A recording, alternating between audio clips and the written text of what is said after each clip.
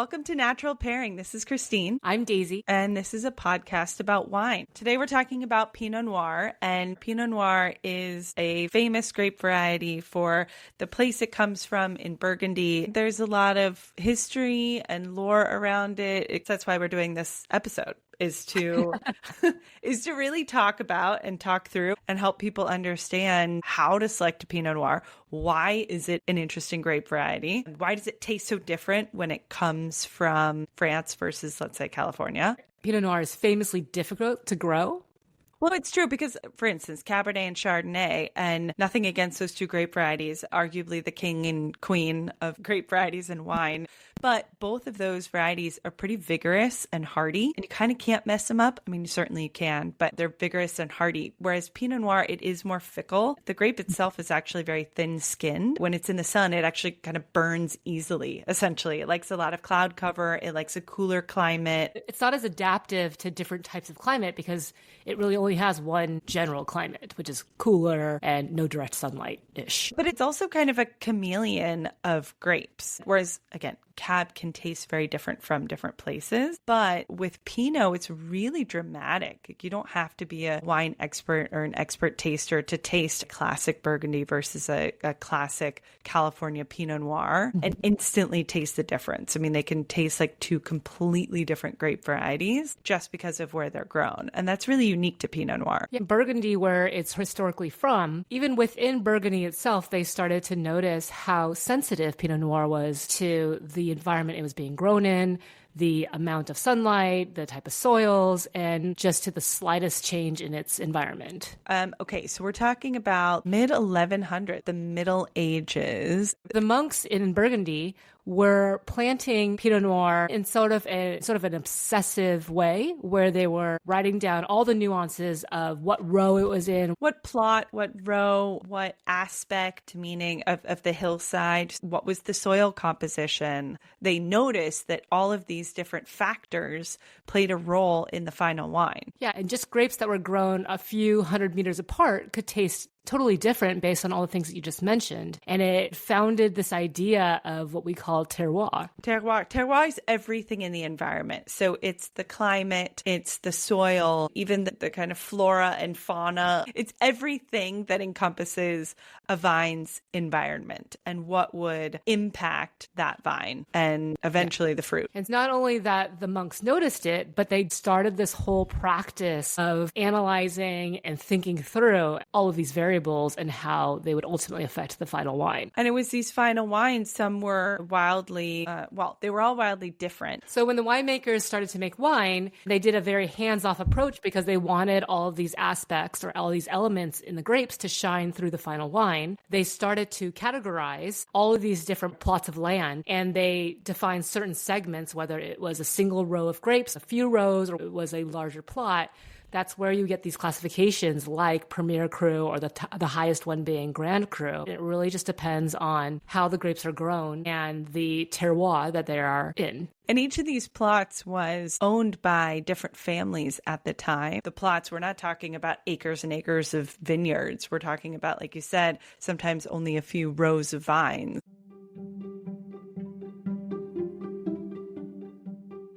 So there's really an old world and a new world style of Pinot. Old world really refers to more of a French style, classically. Burgundy is relatively cool, pretty cloudy, rainy. The grapes typically don't get as ripe, which means that the alcohol levels will be a bit lower. You're going to have more kind of dried fruit versus fresh fruit. You're going to have more dried tea and dried herbs rather than fresh herbs. And then you're going to get more of this like blue high-toned fruit. So if you think about blue versus red, blue is a cool color. So it's going to be kind of that like blueberry, blackberry, plum, or prune. But then if you fast forward to the 1960s and 70s, there was a whole movement here in California of rethinking and essentially reimagining these traditional grapes in new environments. So sort of they're finding the best way to express these that reflected the California terroir. I mean, it wasn't about mimicking an old world style. It was about creating a new wine that really expressed the place that it was from. And in California, we get a lot of sunshine and it's hot in certain places, but we actually have quite a lot of cooler regions, especially when it comes to winemaking. So even though Pinot Noir is really big in Santa Barbara, it's really the Santa Maria Valley, which gets a lot of the coastal breezes. It gets a lot of that maritime layer. So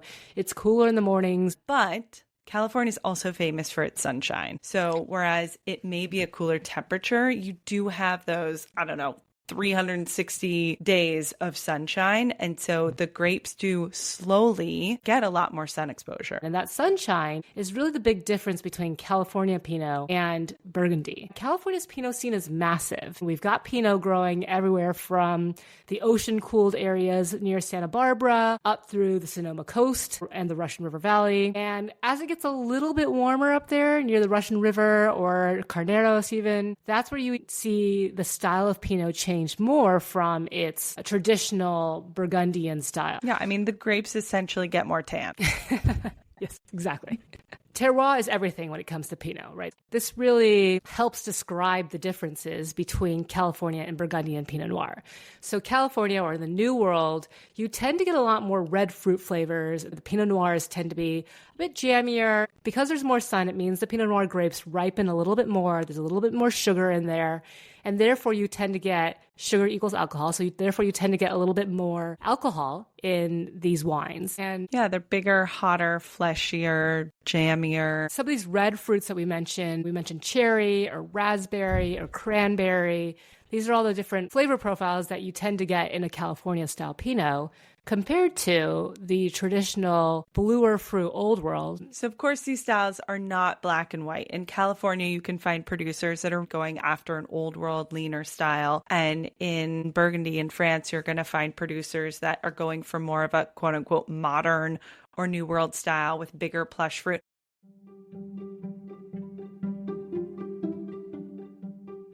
So we think with just a little bit of background and a couple tips and hints as to how to shop for this, you'll find your perfect Pinot. When we're talking about Burgundy as a wine producing area, we're talking about what's known as the Côte d'Or. And instead of one giant wine region, it's actually a bunch of small patchwork vineyards that have formal designations. And each of these areas historically produces a wine with a distinctly different character. And some of these designated vineyard sites have achieved this cult status and really carry with them quite a high price tag. So that's when you get all of your famed Gevrey-Chambertin, Volnay, Meursault. And again, some of these are a few acres and some of these are only a couple rows of vines. But the whole region, this whole Côte d'Or region, is producing insanely delicious Pinot Noir. The really hidden gems come from lesser known vineyard sites within the larger region of Burgundy that don't demand the same price tag. So one of those small areas is known as Marcenais. And one of the names that pops up here is a producer by the name of Regis Bouvier. And this is such a gem. He's not chasing this cult status and fame,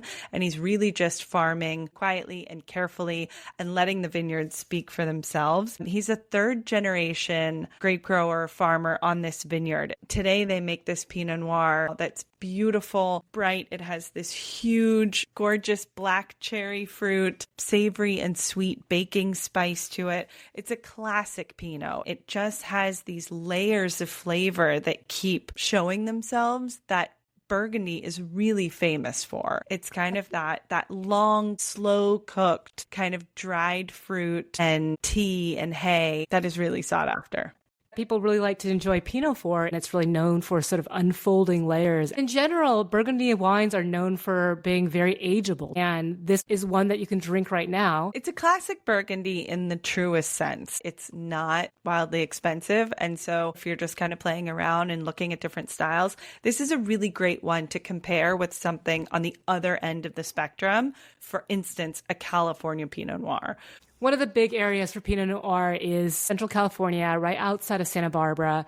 One of the wines that we really like out of this region is from a winery called Scar of the Sea, and it's a husband and wife duo, and they make this absolutely amazing classic California style Pinot in that it is all red fruit, it's bright, it's plush, ripe, plump. You get all of that kind of raspberry jam, but it still has all those layers of flavor. Get a little bit of baking spice in there too. It is just absolutely beautiful. California sunshine, no hard edges, and instantly anyone could tell the difference between these two styles of wine. But amazingly, they're the same grape. It's just the terroir that really sings. But it's really fun to try them against each other. Yeah, I think the side-by-side tasting is one of our favorite things to do. You do have to pour 2 glasses. I think it's easier when you go back and forth to taste the differences.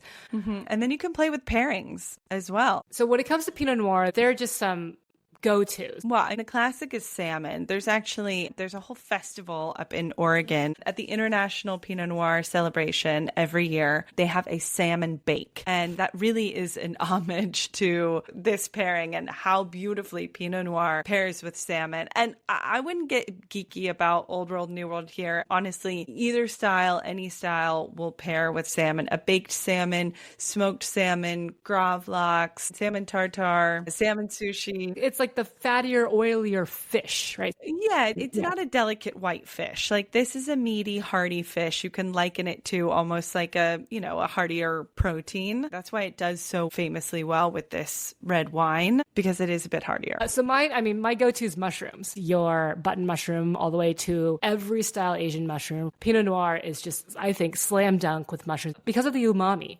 And the wine doesn't overpower them. If anything, it sort of amplifies it because Pinot Noir has an almost umami flavor profile. And that's actually another interesting note, Pinot Noir. It's one of the only wines that actually hits that umami place on your tongue, in your palate. So we taste sour on the sides of our tongue. We taste tannin near our gum line, but we taste umami in the middle back of your tongue. So this is kind of a fun experiment. Next time you're having a Pinot Noir, mindfully taste it. So switch it around in your mouth and let it wash over your tongue. And you'll notice it hits the middle back of your tongue and it's a different flavor profile. You're actually tasting more with this variety, which is cool. Yeah. Okay. Another one, beef bourguignon. This is the famous one from the Burgundy region. So this is a beef stew that's actually made with some of the Burgundy wine and then enjoyed with the wine at the end. It's a little heartbreaking to pay for a bottle of Burgundy and pour it into the stew, but you will be rewarded for that commitment. You have the beautiful acid of the Pinot Noir. You have the tannin of the Pinot Noir, but it's a red that won't overpower the dish at all. This is a long braised or stewed dish, which actually does really well with longer aged Burgundies. Nice. Another one I'm thinking of is duck. Duck is a classic with Pinot Noir, and it's that sort of freshness of a Pinot, the acidity and the brighter fruit flavors. It sort of cuts through the richness of dark poultry meat. Really, any dark meat. You could even do a roasted chicken and just pick out the dark meat, or turkey if you make a turkey pie. All of these are really great pairings with Pinot.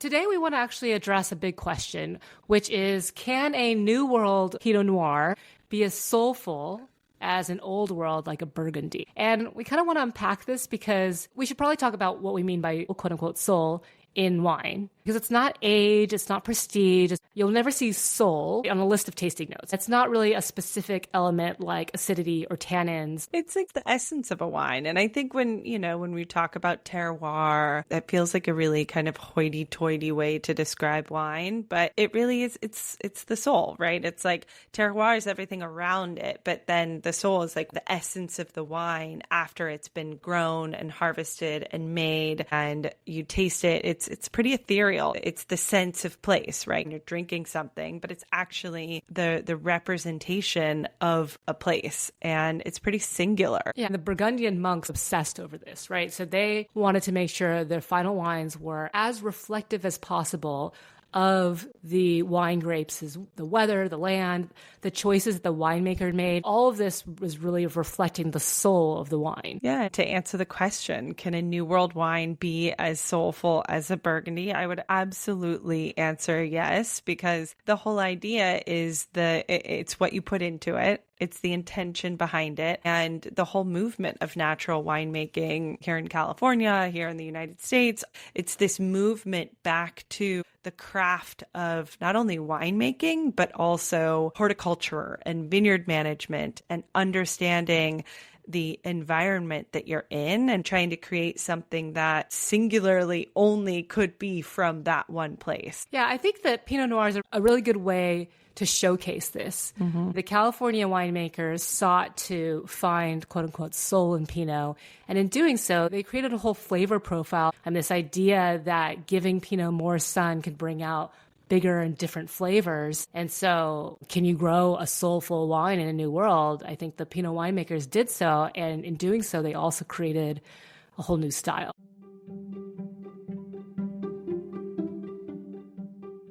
So we're going to close out with a couple of fun wine factoids. Okay, first one. It takes approximately 600 to 800 grapes to make a single bottle of wine, which I just thought was interesting. And also, that is equivalent to 2.5 to 3 pounds of grapes. That's so super crazy. I think a bag has like 50 grapes. Yeah, so it's not like the grocery grapes. Like if you imagine the tinier grapes on the vine, like wine grapes. That's true. I mean, wine grapes are more like the size of a marble. Like they're almost like a large blueberry. 600 to 800 grapes. That's a lot of individual grapes. Okay, well, my factoid is about Pinot Noir because I thought it was thematically appropriate. So typically grapevines, when winemakers decide to plant new vineyards, they clone, or rather they take cuttings of the old grapevine and transplant it to a new vineyard versus planting seeds, just because you can get a lot of genetic variation. But when you take cuttings of the plant and you propagate it over and over and over, there can be small genetic changes that build up. But for the most part, a Cabernet Sauvignon, no matter how many times you cut off a clipping, clone it, and propagate it into a new vine, it will still be Cabernet Sauvignon. With Pinot Noir, it's actually very different. So it is the most sensitive grape variety when it comes to mutation. In fact, in France, they recognize 50 different clones of Pinot Noir that have subtle variations. A lot of these are like sort of hard to see or notice. Certain clones of Pinot Noir have different ripening times, they have different disease resistance, they have different tannin levels, and there are over 1,000 sort of variants that are recognized as Pinot Noir. But in France, they formally recognize 50 different mutations as Pinot Noir. But when Pinot Noir changes skin color, that's no longer considered a clone. It's now we have a whole new grape. So maybe I'll quiz you on this. Can you name some of the natural mutations of Pinot Noir where the skin color changed and it became a different grape? Do they all begin with Pinot? They do. They sure do. So Pinot Grigio, Pinot Meunier. There's one more. Pinot Nero. Oh, no, that's just Pinot Noir in Italian is Pinot Nero. Wait, hold on. Pinot d'Anis is completely different. That's different. That's actually not related. Okay. Pinot Gris, or Pinot Grigio in Italian, is sort of a grayish purple color. So it goes from your classic purple grape and it becomes kind of gray. And Pinot Meunier, it's red, but it's a lighter red. Like a translucent red. And then the other one is Pinot Blanc. Oh, Pinot Blanc, of course. So Pinot Blanc is pale green to a yellow green. So when Pinot Noir started changing colors, they're like, whoa, these are no longer clones. Let's start formally recognizing different types of grapes. Otherwise, all the other mutations just sort of get classified within the tolerance of Pinot Noir. It's sort of like a shapeshifter, but it's very subtle because genetically it's still considered the same grape. That's what's so intriguing about Pinot. You just can't nail it down. No, it's a fun one. Okay, that's it. So that's our episode. Okay. We'll wrap it up here. All right. Bye. Thanks, everyone. Bye.